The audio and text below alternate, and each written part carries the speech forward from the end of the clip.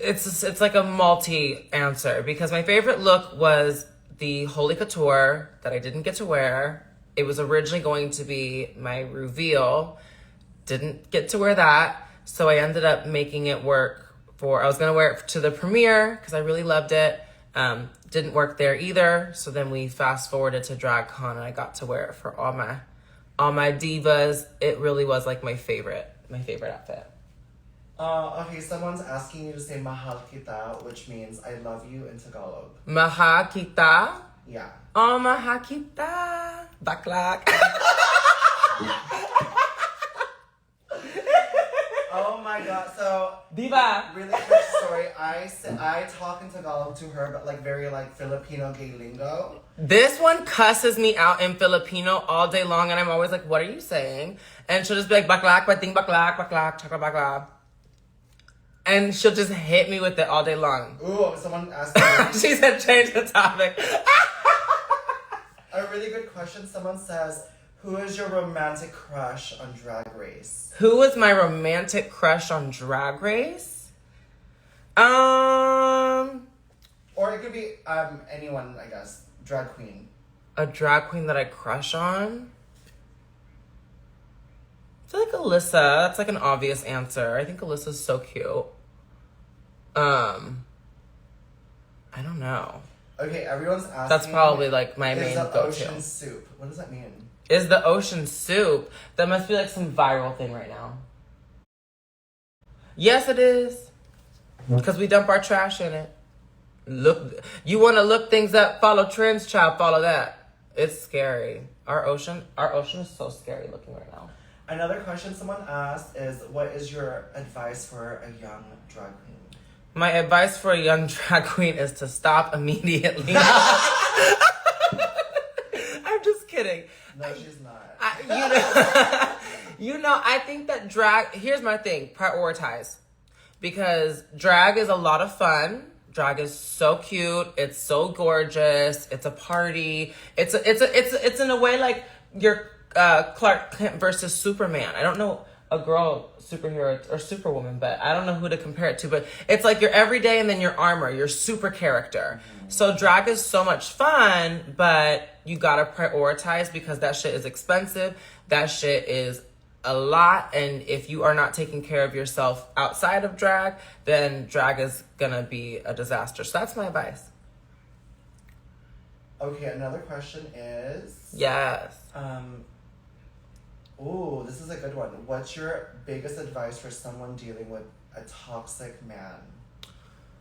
Somebody is dealing with a toxic man, and they want my advice. My advice is toxic. She loves toxic men. My advice is toxic. I do appreciate a toxic man on occasion because they are so satisfying. But my advice on a toxic man, a toxic relationship, stay in it. Because, but listen, what the fuck, Kerri? Hold on. I'm about to loop back around. I know it sounds crazy. My advice for dealing with a toxic man is stay in it. Because if you are aware that it's toxic, then you know you shouldn't be there to begin with. And if you need an answer to move on correctly from that situation, you need to stay in it.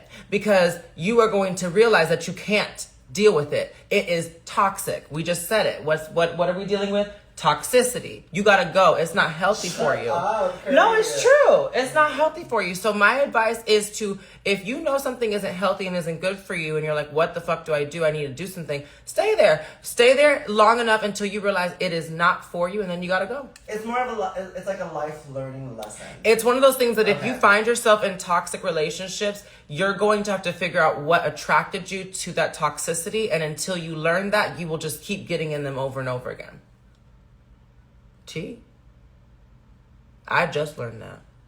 This is not a question, but someone says, I just want to thank you for giving me the courage to come out. I love you. Oh, yes, baby. I love you too. Congratulations. Who was that? What was their name? Hold on. The comments are going by so fast, so I'm like... Well, sweet angel, we're Gabrielle Brash. Gabrielle Brash? Yes. Hi, Gabrielle. Well, you know what? Congratulations. Welcome to the Care Bear family. And, you know, if I could make you be a little excited to live your life a little more fabulously, then you know what? That's all I want. So I'm so proud of you. Tony is watching. Hi, Tony. Okay, who is your celebrity crush? Who is my celebrity crush? I mean, Jason Momoa is fine.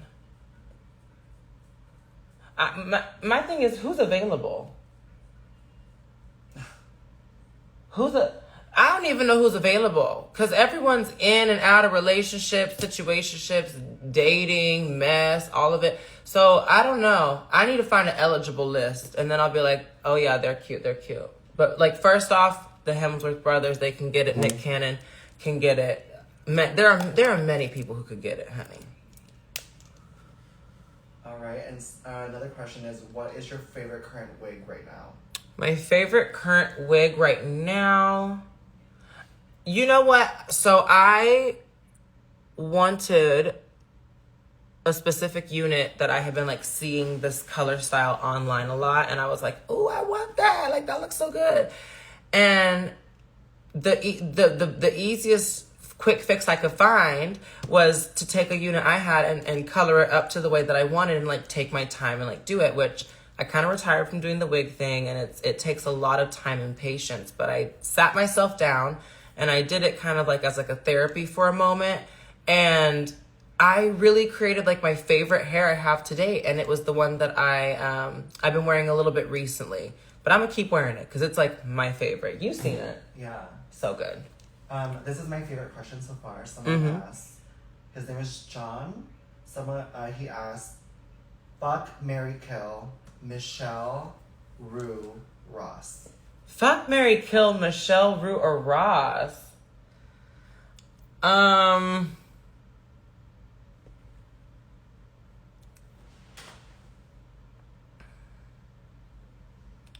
don't even know how to answer that. Okay, so let's see. I guess fuck Ross, because he got that money, honey. Marry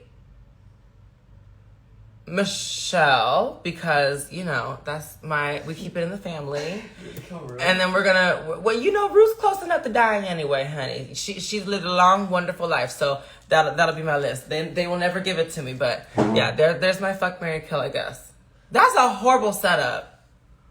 The worst.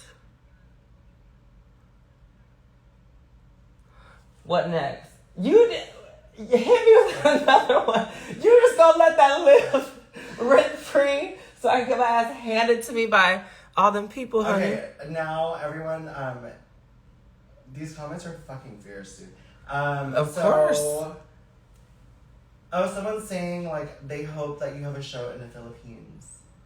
Oh my goodness, I would love to come to the Philippines. That's like the overseas stuff is a whole different ball game, and I know that like that's like we're starting to have those conversations, but it's so different. It's completely different people, but I do have the Philippines on my list, so. Would you ever do All Stars? Would I ever do All Stars? I never say never. Hold on, I'm focusing on something important right now, my eyebrows. I never say never, and I think that in the perfect circumstances, anything is possible in the land of make-believe. So I think it's a possibility. I'm trying to find good questions. Oh, here's I feel like this one's like a little too arched. Kestrel is asking if you could sing a duet with anyone, would it be, or who would it be, and what song would you sing? If I could sing a duet with anybody, who would it be and what would I sing?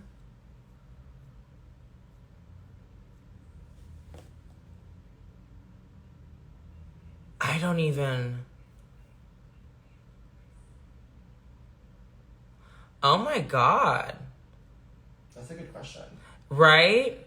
I mean, to be honest, it would be so amazing to sing, because I love Whitney. So I'd like to sing like When You Believe with Whitney. That'd be so gorge. But, wow, that'd be fierce. You want to answer another fuck, marry, kill question or no? I can do another fuck, marry, kill. The subject matter is fine. It's just that list was terrible. Here's one. Fuck, marry, kill. Okay. Jasmine, Daya, and Georges. Why is it that? Okay, I think that's actually worse. None of them. I ain't killing nobody. I ain't fucking nobody. That's for damn sure. And I ain't killing none of them. I'll kill me before I kill them. Not that. What is your favorite song to perform? I feel like my taste in songs like always changes depending on like what I'm going through. I don't even know. Cause like my vibe changes week to week. And I really do enjoy like performing Tinashe. I feel like that's like where I like naturally am just like, okay, I feel like I'm in my element. And I don't think about it a lot. Like I'm not like overthinking. But yeah, I feel like what I like to perform to changes like every 2 weeks. Like it's like a seasonal thing. Miss J523 bought a badge. Come on, badge. I don't even know how the badges work, but thank you. Hello, badge. John I just touched my is eyebrow. asking, do you have a Halloween costume ready? And if so, what are you dressing up as? I have a couple. We're going to be working on, because I obviously want to share like my Halloween costume ideas with y'all. And funny enough, Halloween's actually like Kerri's birthday. Like the first time I ever dressed up or like even like got in drag or like did anything with that. The first time I had like the courage to was Halloween years ago.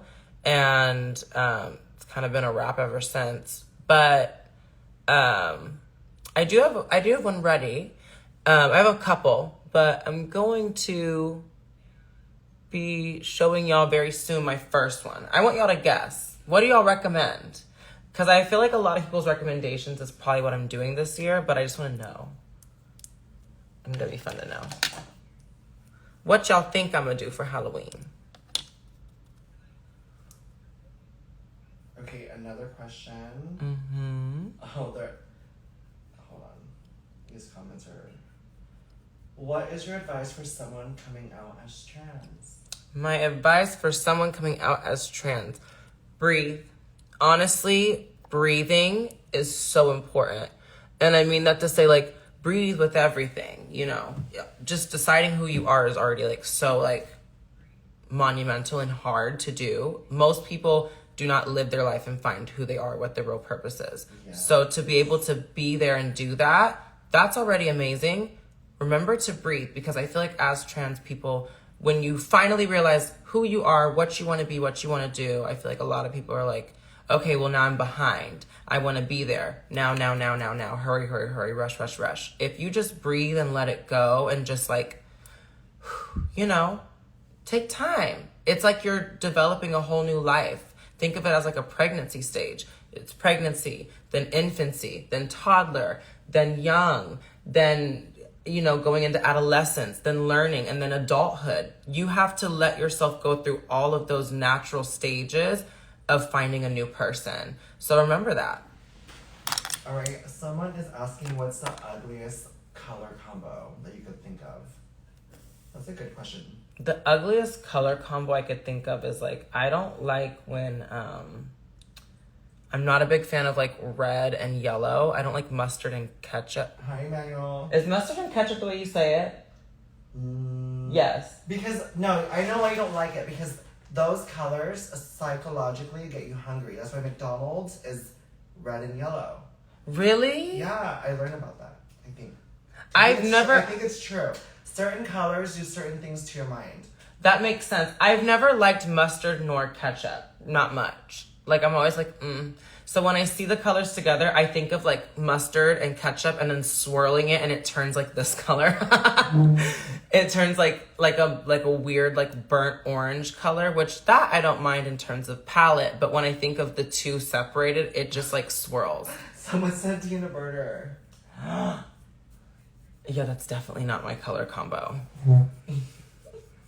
Yeah, that's not that. I don't think you'll see me. It works for her though. Does it? It works for Tina. She looks. You were saying? She looks gorgeous in yellow and red. I think that she is a gorgeous person, but her packaging, the way that she looks, that mustard fire hot chicken wing, no. I don't like red and yellow mixed together. No. But it's just me.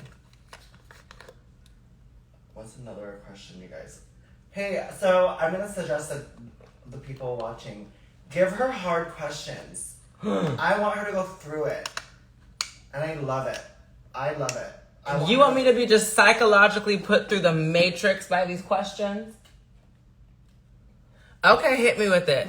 Think of something. What are y'all going through today? What is like, you cannot get it out of your head. You're like over it. You're having anxiety. You're having whatever feelings. You're just like, oh my fucking God. Like, I want to know more about this. Hit me with it and I'll try. Ooh, this one's a good one. Someone said, how has dating been for you as a trans woman? Oh, that is... Oh, no. I know this answer. This one's fierce. I mean, dating for me in general, honestly, you guys, has been hard. It's never been easy. And I was telling Jay this, one of my biggest things, I think, personally, is that I've never actually had a relationship. Not a healthy one, not a bad one, not, oh my God, my first love. I've had none of that. Like, I haven't. I've tried-ish talking to people, and it just horribly, miserably, pathetically fell. And I was like, nope, we're not doing that. And I've tried that both, like, before I came into my transition, through doing drag, because that's like a whole other thing, dating and doing drag and performing. And then now out of the pandemic, as a trans woman, like being myself and dating. And I will say it is so challenging for me. It's very challenging because I think for me at this point, I have such high, not necessarily standards, I do, but like I have really high values for myself. So I don't want a toxic relationship. I might find them and then I get attracted to the exterior, but I've been through so many things metamorphically inside myself that I don't want to get with something that's not healthy. Just because they got a big dick and they're tall or they're cute or whatever, just all those like surface things. If I only focus on those, I end up being really, really empty on the inside. So dating's been really hard because even when I get what I want on the aesthetic side, I usually am missing everything on the other side. And when I get everything on the other side, there's usually just not a chemistry connection that I could honestly say I'd be able to do for a long time. So I'm in like a very weird limbo and I'm trying to find that. The good thing is right now, I kind of am talking to someone, but it's very early stages. And I think I'm still processing like, oh, like this is kind of what talking to someone's like, because it's so, I don't know what to compare it to. I don't have like oh, this is healthy because that wasn't, or that's healthy and this isn't. Like I have no idea where I am besides the fact that like this guy is like cool. It's the first time I've not been stressed, and he's like, you know, like a cisgender straight dude, and he doesn't even really know what like Drag Race is. He's in a whole different world, and it's like so weird for me, but it's also so like, okay, I'm gonna try. I don't know what's going on here, but dating's exciting. It's a fucking hot mess. It's a mess.